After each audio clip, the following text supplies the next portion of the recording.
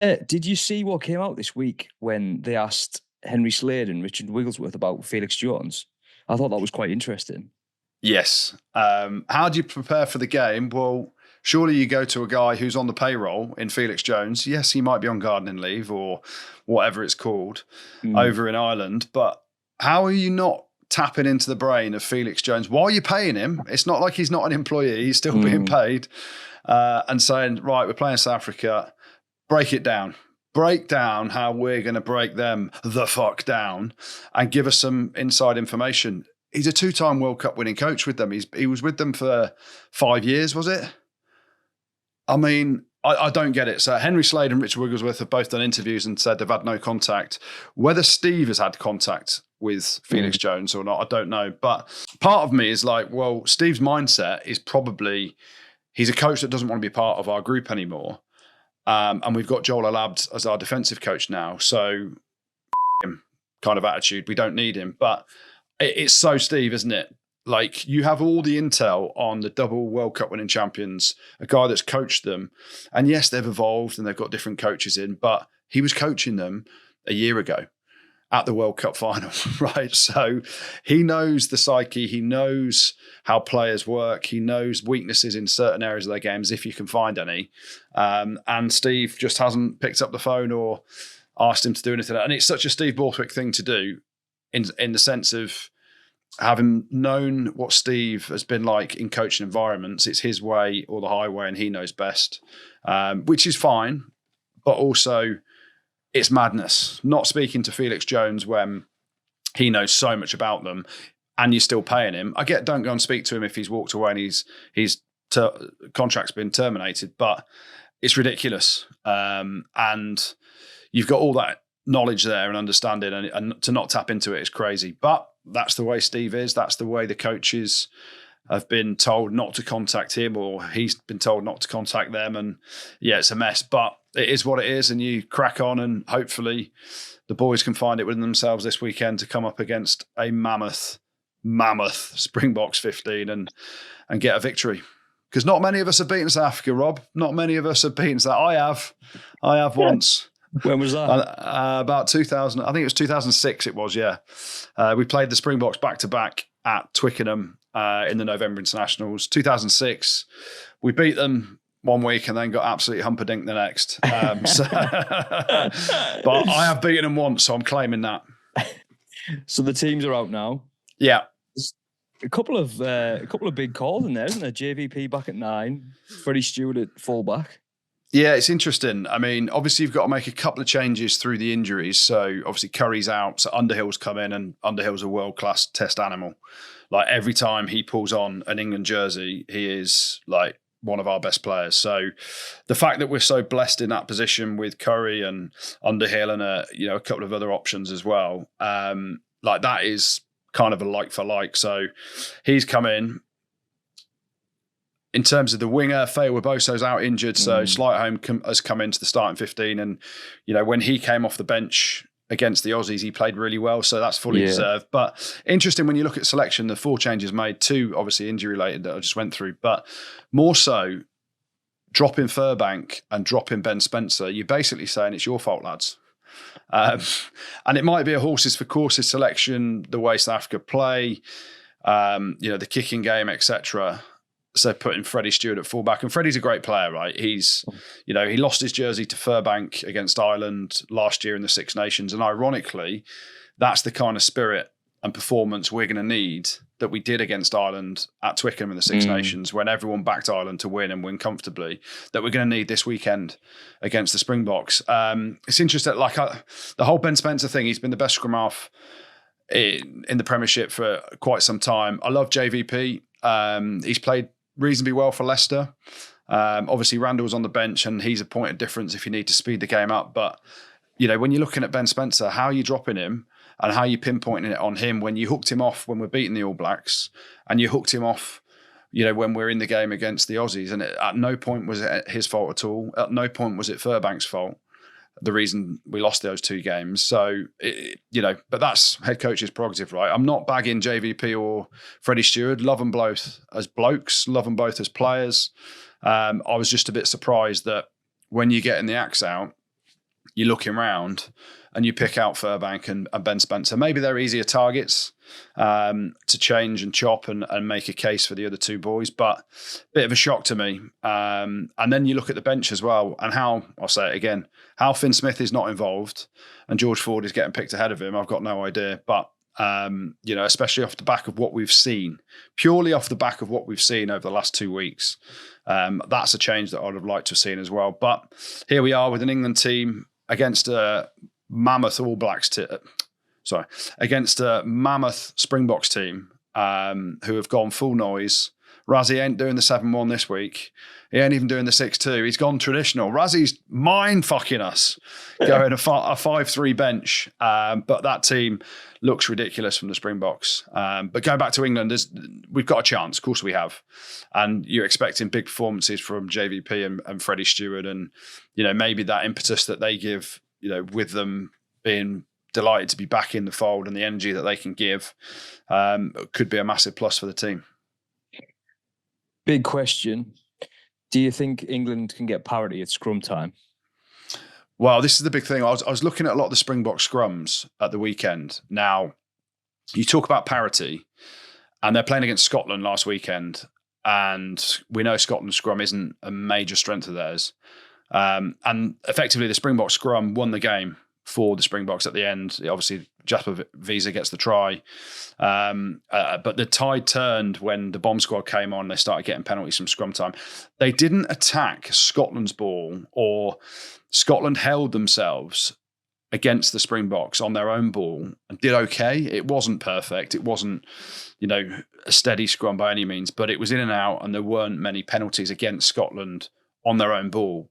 On the Springboks ball, completely different kettle of fish. And we go back to, the history. Last time England played South Africa was the World Cup semi-final, the scrum penalty that ends up winning the game for the Springboks with Andre Pollard slotting it. We have to, you talk about parity, on your own ball, don't fuck around, get it in and out, let's have a crack. Let's attack them off first phase. But you just have to have stability. And the big worry is on the Springboks ball because, we've seen historically they call for a scrum in the 22 off the mark in the World Cup. Yes, you can't do that now, but on their own ball, they are absolutely ridiculously strong. And, the team they picked have got Oxenche at loosehead, Umbanambi at hooker, and Wilco Lowe at tight head. Now, Wilco Lowe played in the Premiership, didn't he, for Quinn? So he's going to know Genji pretty well. And Genji will know him quite well as well. So, Will Stewart coming up at tight head against Oxenche, you've just got to lock it down as well as you can. Commit to every scrum. That means the back row, you can't have Cunningham South on one side and Underhill on the other looking to escape the scrum to try and help out making tackles.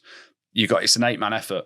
Otherwise you'll get found out. And we've seen how games can be dominated by a scrum because you get the penalty, you kick it to touch 30, 40, 50, 60 metres down the pitch, you go to a driving line out, or you go to an attack play, and it's momentum. It's a real momentum shifter. So parity's key. On our own ball, let's get it in and out. Let's get it in and out and play as quick as we can. Let's get Ben Earl off the base with Ollie Lawrence coming short, trying to pinpoint at Marnie Lebok at 10, or we get it out and we try and test that outside 13 channel, outside Jesse Creel, with the blitz coming, with a kicking game, try and keep the defence guessing of what you're going to do, but you can't give up 5, 6, 7 penalties at scrum time because that's what wins games. So there's a job for the lads to do. Finn Baxter on the bench, he's got a job to do just to keep it as solid as possible. And basically your mindset has got to be, lock it in, don't give penalties away. Yes, you might retreat, but if you stand up, it's a straight penalty. So you actually don't get penalised in the scrum for being in reverse as long as you stay square and just keep going backwards. And that's got to be part of the mindset of, eventually the ref's going to say, play it out the scrum. If you haven't got the advantage of a team standing up, and props and front rowers and hookers don't necessarily want their scrum to go, well, they don't want their scrum to go backwards, right? So their natural thing is stand up and hope for a 50-50 call or a reset. But if you take your medicine and you're going backwards, not at a rate of knots, but you're losing that scrummaging battle, the worst thing you can do is then kick out your hips or, pop up because it's definitely going to be a penalty against you. So there'll be things that Harrison, the scrum coach, will be going through with them little snippets around what Oxenchae does, what Wilco Low does, what Vinnie Cock does when he comes on. Malcolm Marks off the bench as well. It's ridiculous, isn't it? So, I mean, steer clear from scrums. Don't give knock-ons. That's the simple way. You mentioned Marnie Lebock at 10 there. Do you think that's a bit of a hint into how they're going to play, this more attacking style that we didn't necessarily see against Scotland, but something that they had been working on in the Rugby Championship, hadn't they? Yeah, 100%. Now, Tony Brown's gone in there, and Jim and I had the privilege of going and hosting the dinner for the Springboks in Jersey last weekend, and they talked about evolution on stage of their team. The power game, you just go toe-to-toe in a power game with them, you're losing, right? Because they're the biggest human beings on the planet that wear rugby shirts. But they're evolving their game, and with the players they've got, with Damien Diolande in the centres, Jesse Creel, they're not just hit-up merchants. They're offloading now. Their offloading game's gone through the roof with the influence of Tony Brown. Then you look at the back three, Fassi at fullback. I love him because he came out for a beer with me and Jim. But also, he is a counter-attacker. He is a guy that hits lines, wants to play ball in hand. And suits the way sort of Marnie Lebock thinks about the game. And then you've got Cheslin Colby and Kurtley Aronson on the wings. So there's threats everywhere for them. And they can play in different ways. And you look at Marnie Lebock as a 10, and the big question will be around the goal kicking, right? Because Hendricks has been dropped out the squad, out the matchday 23. And he was the goal kicker when Marnie Lebock had the shocker of a miss against Argentina in the Rugby Championships to win that game. So the next week it goes to Hendricks with Marnie Lebock at 10. And Marnie Lebock was one of the best players on the field that day without the stress of goal kicking. So I've got no doubt Marnie has been working on his goal kicking relentlessly. It will be a question mark. Hence he's gone 5-3 and Andre Pollard's on the bench as well if they need that difference to come on and kick goals. But they're going to come with an attacking mindset. They're going to see what New Zealand and Australia have done to England and understand the blitz is coming. They'll know better than anyone how to break down a blitz with a kicking game, with option runners, with depth of pass, trying to get to that corner at 13 and get the wingers to bite in so hard that all the space is on the edge. And Marnie Lebock is brilliant at that. So they're going to have, a lot of threats, whether it's power, whether it's RG Snyman coming with his ridiculously long arms, offloading over the top, whether, it's pure power game from the likes of Wilco Low, Eben Etzebeth. You go into the back row and they're freaks in the back row as well, aren't they? So you're looking at a team that can play any which way. And I've heard some people say they're the complete team, which you could probably make a case that they are at the minute and can play wide, they can play fast, they can play up your jumper, they can play pick and go, they can just go route one, brute force and do that way. And so it's going to be a tough day. But I do believe with the spirit of what we did against Ireland, with the hurt of a World Cup semi-final defeat just over a year ago, where we took them to the wire, there'll be belief in this England team that we can do a job. Everyone knows that bomb squad's coming.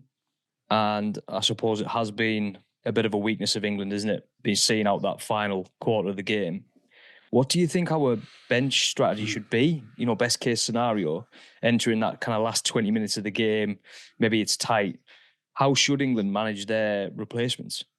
Well, here's one for you, Steve Borthwick, if you're listening, which I know you do because you subscribe to the Rugby Pod.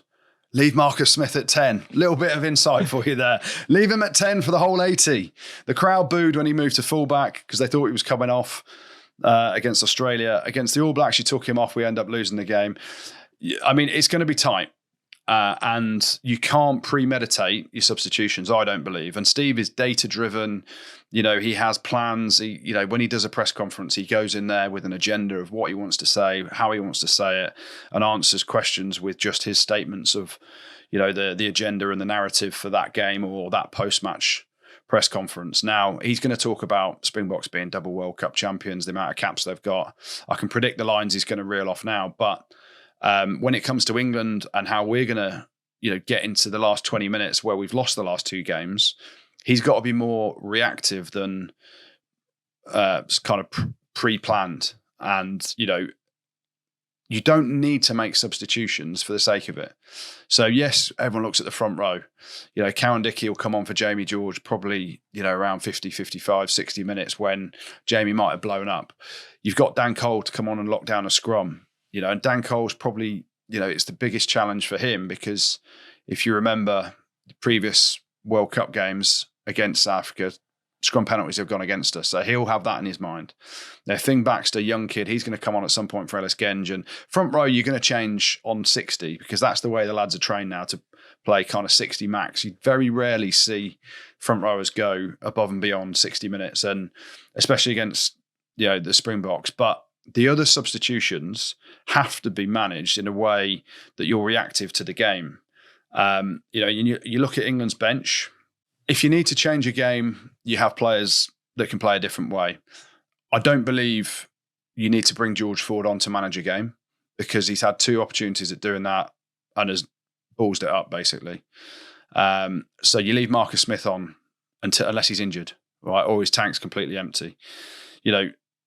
The front row replacements will look after themselves. Izikwe and Don Brandt. Don Brandt's a guy that you can come on and cause a bit of carnage, ball carrying, offloading, up in the pace of the game. He's that kind of all-court number 8, isn't he? And so you use Don Brandt as an impact player to come on, tell Ben Earl, go out there, bust your balls for 60 minutes, just go as hard as you can. And when the time is right, if you haven't got any energy left, we can bring Don Brandt on to do the same. But Izikwe, I think he's only, in my opinion, he shouldn't be coming on unless there's an injury.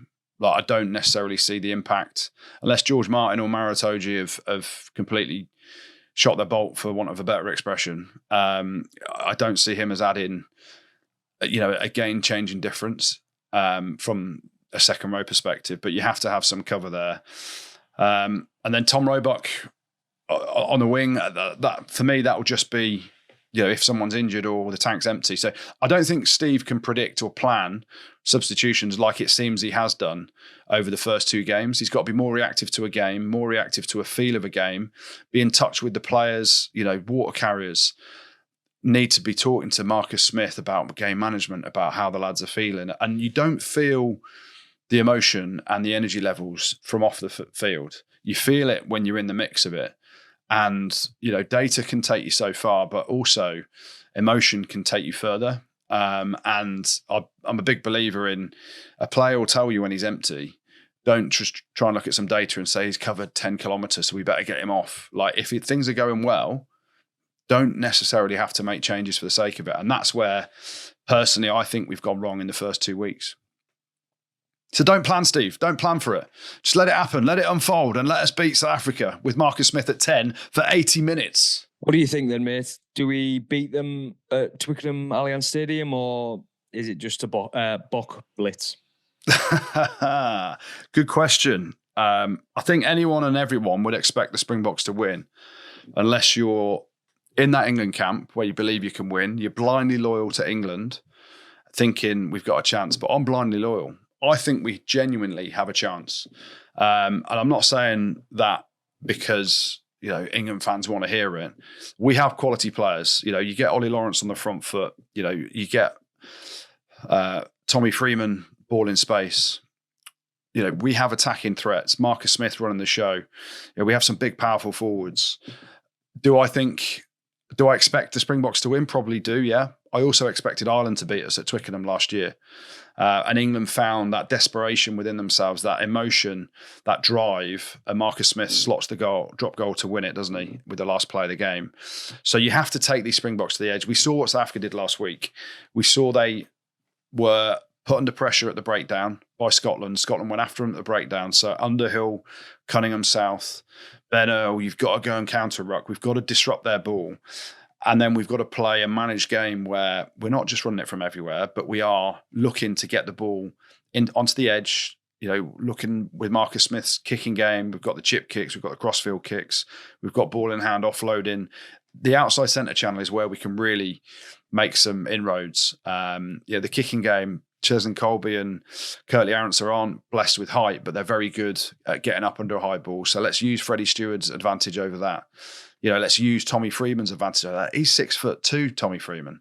So we have things that we can go to. Let's put Fassi under pressure at fullback. I think England can win. Do I expect them to? Probably not. And I think the Springboks probably win by 10 points, but I'm hopeful.